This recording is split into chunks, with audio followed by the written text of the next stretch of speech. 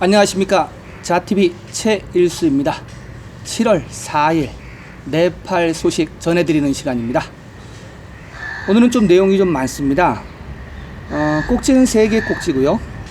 우선 첫 번째 코로나 브리핑 해드리고요.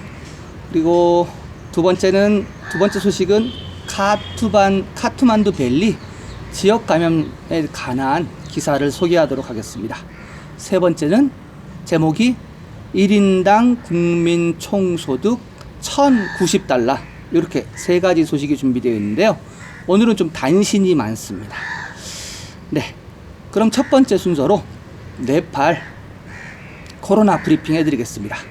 7월 4일 토요일 코로나 상황입니다. 확진자 되게 적게 나왔습니다.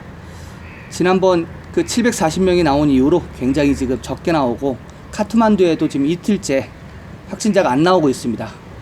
너무 데이터가 들쑥날쑥해서 혼란스럽습니다. 네, 7월 4일 토요일 232명 확진자가 추가됐습니다. 그래서 15,492명이 됐고요. 사망자 2명이 늘었습니다. 사망자 2명은 한 명은 고르카 출신의 44세 남성인데요. 토요일 오전 새벽 5시에 고르카 병원에서 사망을 했습니다. 그는 당뇨병을 앓고 있던 기저질환자였고요. 카타르에서 네팔로 돌아온 이주노동자 출신입니다. 또 다른 한 명은요, 루반더이 출신이고요. 75세 남성입니다. 그도 역시 기저질환이 있었습니다. 결핵 치료를 받고 있었고요. 그로 인해서 지금 네팔은 사망자 수가 34명에 달했습니다. 네, 사망자 2명 나왔고요. 완치자는 272명 나왔습니다. 네, 완치자 소식은 좀 이따 따로 말씀을 드릴 거고요. 6,415명이 됐습니다. 완치자가 좀 더 늘어야 되겠어요. 완치자가 좀만 더 늘어주면은 좀 좀 구조적으로 감염자 대비 완치자가 더 많게 나오는 구조로 바꿀 수도 있을 것 같습니다. 집중치료 인원 빠졌습니다. 42명이 빠져서요, 9,042명이 됐습니다. 네, 집중치료 인원도 좀 많이 좀 빼야 될 것 같습니다. 그리고 현재 검역소에 있는 인원입니다. 검역소에 있는 인원도 빠졌습니다. 2,347명이 빠져서 지금 현재 33,125명, 네, 아직 3만 명이 넘게 있습니다. PCR 테스트 또 줄었습니다. 4,050건, 네, 4,050건으로 줄었고요. 그래서 246,297건입니다. 보건복지부에서 10,000건 이상 한다고 했는데 언제 할지 모르겠습니다. 네, 전체적인 네팔 소식과 단신 전해드리는 시간입니다. 지금 부드러운 넉다운 1단계 연장된 상태가 7월 22일까지 변함없고요. 아마 7월 22일에 임박하면은 이 부드러운 넉다운을 연장할지 아니면은 부드러운 넉다운을 없앨지 결정을 하게 되겠죠. 그리고 네팔 국내선 및 국제선 폐쇄는 7월 22일까지 변함이 없습니다. 대한항공은 8월까지 운항을 안 할 예정이고요. 7월 10일과 7월 15일 이틀 카트만두에서 인천으로 가는 전세기가 운항될 예정입니다. 6월 달에도 이렇게 2대가 운항이 됐으니까 아마 7월 8월에도 똑같지 않을까 생각을 하고요. 7월은 지금 10일하고 15일 신청을 받고 있습니다. 네, 또 다른 단신입니다. 카투만두 소식인데요. 지난 3개월간 카투만두 밸리 메인 하수관을 조사를 했다고 합니다. 메인 하수관을 조사했더니 4개의 메인 하수관 중에서 2개에서 코로나 바이러스가 검출되었다고 하네요. 이미 그렇다면은 사람들이 쓰고 버리는 하수관을 통해서 코로나 바이러스가 나갔다는 얘기거든요. 그러면은 이미 카트만두 밸리에 지역 감염이 이루어졌다, 이러한 얘기가 되는 거거든요. 그래서 그 당국에서는 무증상 감염이 아마 많이 있을 거다, 이렇게 지금 경고를 하고 나섰네요. 근데 지난번에 외신에서 상수도 조사했던 것도 있었는데 카트만두 같은 경우는 하수도를 조사했었네요.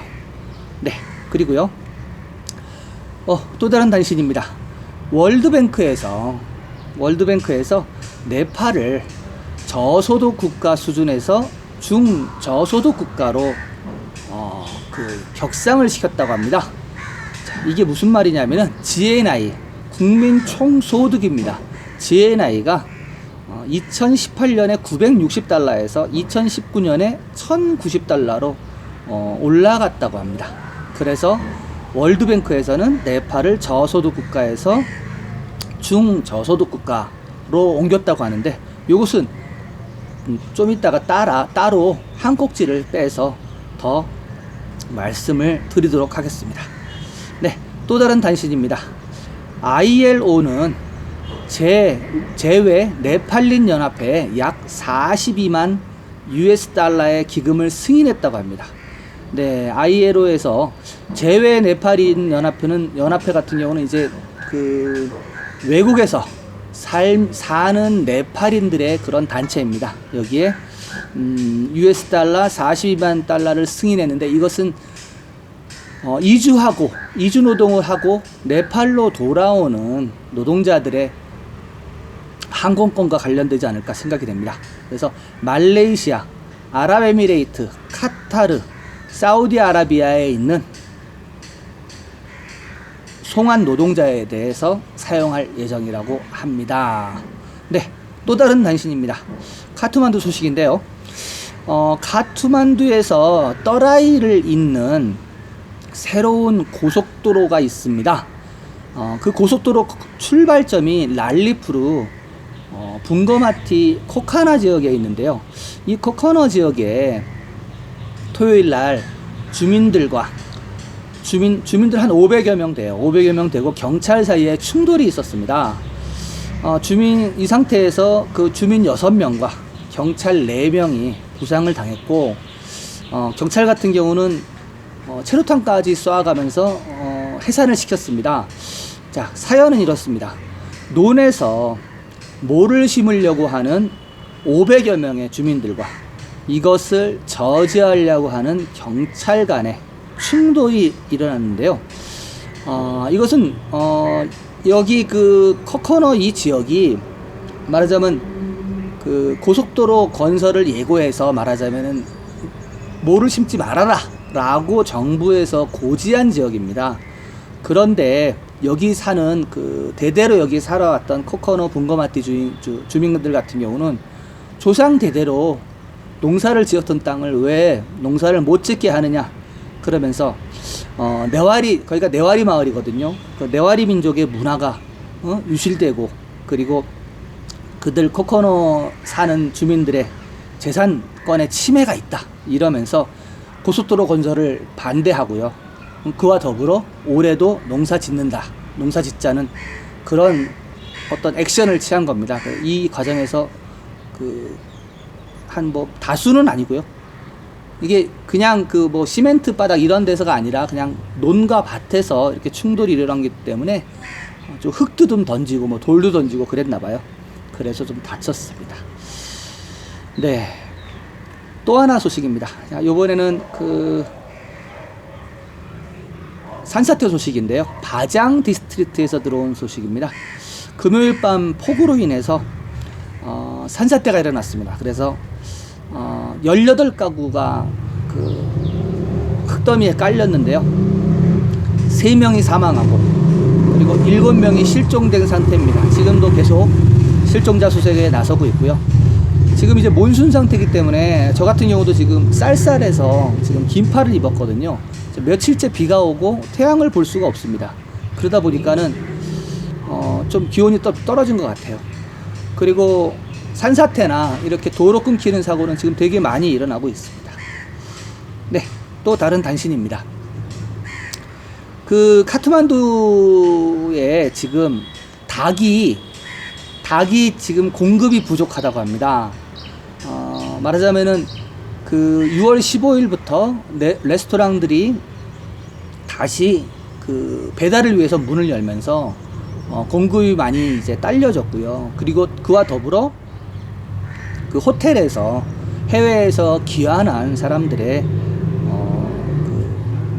격리를 지금 하고 있다 보니까 닭에 대한 수요가 많아졌어요. 그러다 보니까는 닭값이 럭다운 때 250루피 하던 게 지금 460루피까지 올랐다고 합니다. 근데 굉장히 처음으로 이렇게 많이 오른 것 같은데요.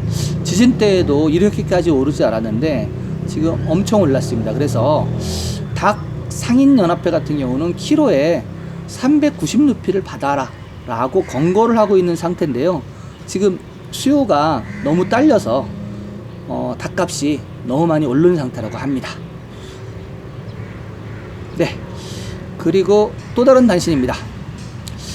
네팔은 지난주에 비해 지난 7일 동안, 그러니까 일주일 동안 코비드-19 회복 사례 수가 상대적으로 크게 증가했습니다. 그래서 좀 희망적이다 라고 하는 기사가 나왔습니다. 지난주에만 그 바이러스 감염에서 회복된 사례가 3,717건이 나왔습니다. 일주일 동안. 굉장히 많이 나온 거거든요. 갑자기 일주일 동안에 회복 사례 수가 엄청나게 증가했어요. 지난 토요일 6월 27일 날 회복 수가 2,834건이었거든요. 그러니까 3월 달부터 6월 27일까지 회복된 게 2,834건인데 지난 일주일에만 3,717건이었던 겁니다. 이것은 굉장히 좋은 사인인데요. 그래서 이렇게 회복 사례 수가 급증한 이 결과를 봤을 때 지금 현재 네팔은 15,259의 확진이 떠 있는 상태이고 지금 전체적인 회복자는 6,143개거든요. 이걸 지금 100분율로 환산을 하면 지금 회복률이 41.41%가 나옵니다. 그러면은 제가 계속 말씀드렸던 50%를 넘어서야지 빨리 이것을 말하자면은 뒤집을 수 있다라는 말씀을 드렸는데 그 신호가 이제 나타나기 시작했다는 거죠. 그래서 지난 일주일 동안 감염자 수도 많긴 많았지만 회복자가 급격하게 늘면서 이제 네팔에도 좀 희망이 보이지 않는가, 그러한 기사가 나왔습니다. 네, 네팔은 이러한 고난의 시기에 이 회복 메시지를 보면 적절하지 않은 지원이 지금 있지만은 그래도 전염병을 최대한 억제하려고 노력하고 있는 일선 보건 종사자들의 노력에 찬사를 보냅니다. 네, 단신은 여기까지입니다. 네, 회복률이 41%가 넘어서 이것은 정말 기쁜 소식입니다. 여지껏 계속 나쁜 소식들만 있었는데 그래도 좀 기쁜 소식이고요. 자, 첫 번째 코로나 브리핑과 단신은 여기까지 해드리겠습니다. 두 번째 소식입니다. 두 번째 소식은 카트만두 밸리의 지역사회 감염. 네, 요런 기사 소개시켜 드리도록 하겠습니다. 카트만두 밸리 랄리푸르에 있는 메디시티 병원에서 뇌종양 수술을 받기 전에는 멀쩡했던 소년이 수술 후 코비드-19 감염 진단을 받았습니다. 그는 여행 기록도 없었으며 감염자와 접촉 기록도 없었습니다. 랄리푸르 보건소장에 따르면 이 사건을 조사하기 위해 팀이 배치됐습니다. 그러나 감염원을 찾지 못했습니다. 6월 30일 카트만두 계곡에서 발견된 감염 건수 중 9개는 해외에서 5개는 벨리에서 왔습니다. 그 벨리 중 한 명은 썬커물에서 감염이 됐습니다. 그 역시 여행 기록이 없으며 역시 감염원이 확인되지 않았습니다. 또한 박타푸르 암병원 직원과 토카 및 자파스 무장경찰 요원도 어디에서 감염됐는지 감염원을 역시 찾지 못했습니다. 감염성 질병 역학조사국 국장 판데이 박사는 코로나 감염원이 확인되지 않는 국내 사례가 많아지고 있다고 합니다. 마찬가지로 보우더 병원과 알카 병원 직원도 바이러스 검사에서 양성 반응을 보였는데요. 감염원도 확인되지 못하고 그리고 여행 기록도 없는 사례입니다. 랄리푸르의 짜빠가옹, 하티반, 딸치켈, 너키폿, 박타푸르 감염자 또한 여행 기록이 없습니다. 감염성 질병 역학조사국에 따르면 7월에 감염된 사람들 중 19명이 여행 기록이 따로 없으며 감염원이 불확실한 것으로 나타났습니다. 바이러스 학자이기도 한 감염성 질병 역학조사국 수석박사 빤데이 씨는 지역사회 감염의 우려를 나타냈습니다. 그러나 이것은 정부 공식적인 반응은 아닙니다. 여행 기록이 없는 사람에게서 산발적 감염이 확인된 경우에도 접촉자 추적은 느립니다. 또 다른 사례입니다. 도시 건강관리센터 직원인 54세 여성의 코로나 감염 진단 사례 역시 여행 기록이 없습니다. 그녀는 티칭 하스피털을 제외하고는 동선 기록이 없었습니다. 천식이 있어서 계속 집에 머물러 있었기 때문에 코로나 감염이 확인된 후 티칭 병원은 잠시 폐쇄되는 상황도 이루어졌습니다. 그러나 감염성 질병 역학조사국 팀은 감염이 확인된 뒤에도 24시간이 지났지만 연락 추적은 하지 않았습니다. 원래 이러한 경우 가능한 한 빨리 접촉 추적을 수행하여 감염 가능성이 있는 사람이 다른 사람과 접촉하지 못하도록 해야 합니다. 그러나 동선 파악과 접촉자 관리가 신속하게 이루어지는 경우는 드뭅니다. 카트만두 계곡에서 최근에 발생한 대부분 사례에서 동선 파악과 접촉자 추적이 지연된다는 불만이 접수되고 있습니다. 감염성 질병 역학조사국이 감염된 사람들의 소재 파악 정보를 얻는데 2-3일이 걸린다고 밝혔습니다. 왜 추적을 하지 않는 것입니까? 빤데이 박사는 여행 기록이 없고 감염자 접촉 이력이 없는 사람들에게서 감염이 발견되기 때문에 출처를 더욱 찾기 어렵다고 말합니다. 보건복지부 대변인 닥터 거우탐 씨는 예를 듭니다. 누군가의 예를 드는데요. 누군가는 매일 아침 야채를 사러 시장에 갑니다. 그리고 거기에서 사무실도 갑니다. 점심때는 상점에 가서 물건도 삽니다. 그리고 오후에 퇴근 후 병원에 갑니다. 그동안 그는 수십 명의 사람들을 만납니다. 그들 중 한 명만 코로나 감염이 있으면 감염될 수 있습니다. 감염이 언제 어디서 왔는지 알아내기가 어렵답니다.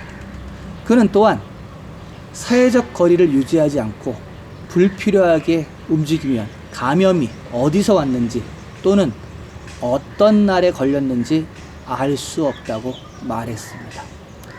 감염성 질병 역학조사국에 따르면 현재 카트만두 계곡에 30곳 이상에서 감염원이 나타났습니다.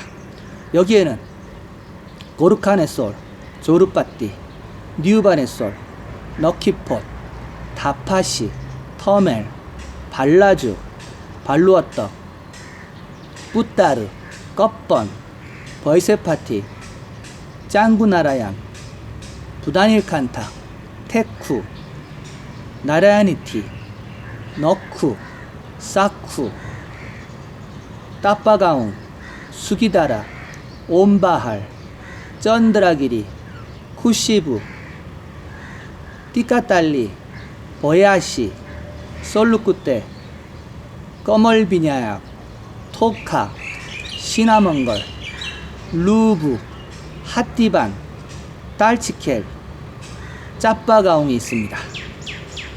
지난 3일 동안 발견된 사람들의 감염원이 확인되지 않았기 때문에 카트만두 계곡의 감염이 널리 퍼져 있는지 아니면 산발적인 것인지 말하기는 어렵습니다. 전염병 전문가 아누 바스톨러 박사는 이러한 경우 접촉 추적이 효율적이지 않으면 감염률이 증가할 뿐 아니라 지역사회에도 전파될 것이라고 말합니다.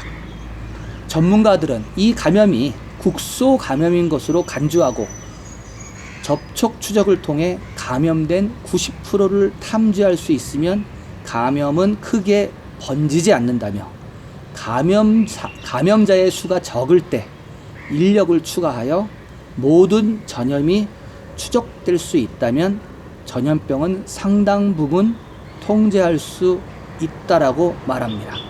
그러나 그렇지 않으면 어려울 것이라고 말합니다. 네, 기사는 여기까지입니다. 전문가들이 지적하는 건 다 똑같습니다. 동선 파악하고 접촉자 관리하라는 건데 안 된다는 겁니다. 지금 현재 힘들다라는 말만 반복을 하고 있습니다. 핑계만 대고 있는데요.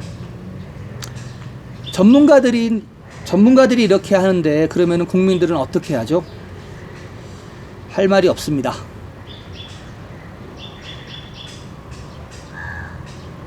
무증상 감염이 퍼져 있을 거라고 다들 얘기하고 동선 파악하고 접촉자 추적해야 되는데 안 한다는 거죠.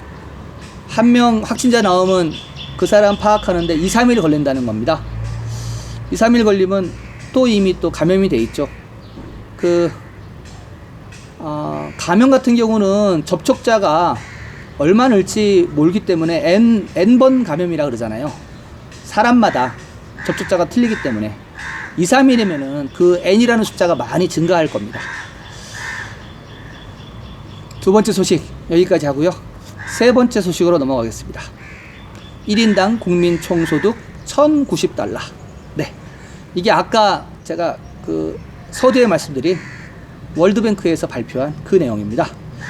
수요일에 발표된 세계은행의 최신 국가 분류에 따르면 네팔은 공식적으로 저소득 국가에서 중저소득 국가로 한 단계 올라갔습니다.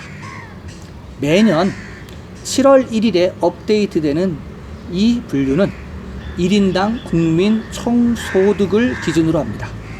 네팔은 2019년 1인당 GNI가 1,090달러로 상승하여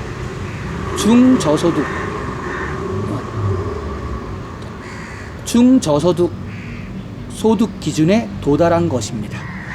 2018년 네팔의 1인당 GNI는 960달러였습니다.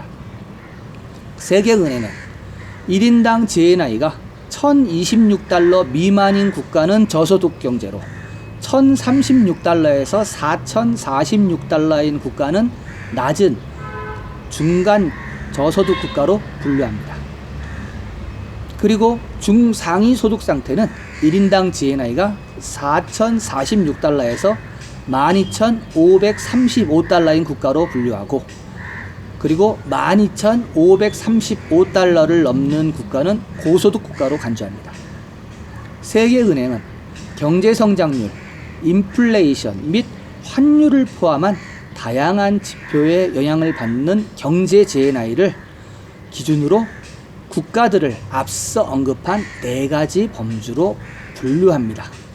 세계은행은 1인당 GNI가 국가의 발전 수준을 완전히 나타낸다고는 할 수 없지만 다른 금전적인 척도들과 밀접한 관련이 있는 유용하고 쉽게 이용할 수 있는 지표라고 설명합니다. 이 밖에 중요한 지표로는 출생 시 아동의 기대 수명, 그리고 아동 사망률, 학교 등록률, 모자 사망률 등이 있습니다. 세계은행의 소득 분류 보고서는 올해 분류에 사용된 GNI 수치는 아직 코비드-19의 영향을 반영하지 않았다고 밝혔습니다. 보고서에 따르면 전 세계 7개 국가가 상위 카테고리로 이동한 반면 3개 국가는 하위 카테고리로 하락했습니다. 네팔, 탄자니아, 루마니아, 나우루, 모리셔스, 베냉, 인도네시아는 상승했지만 알제리, 스리랑카, 수단은 하락했습니다.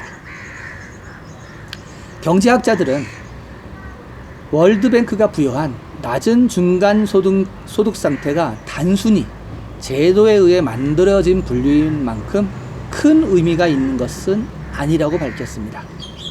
네팔은 2018년에 UN 개발정책위원회에 최빈국 대우를 계속 받을 수 있도록 요청했었습니다. 네팔의 최빈국 대우 요청은 국가가 UN의 다른 정해진 기준을 충족했지만 1인당 소득 기준에 비해 훨씬 뒤처져 있다는 사실에 근거했습니다.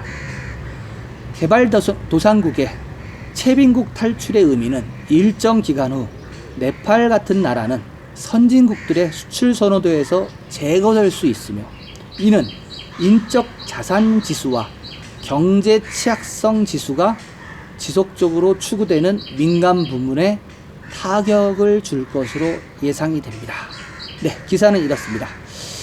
네, 1인당 경제 국민 총소득이 1,090달러라고 하네요. 네팔이.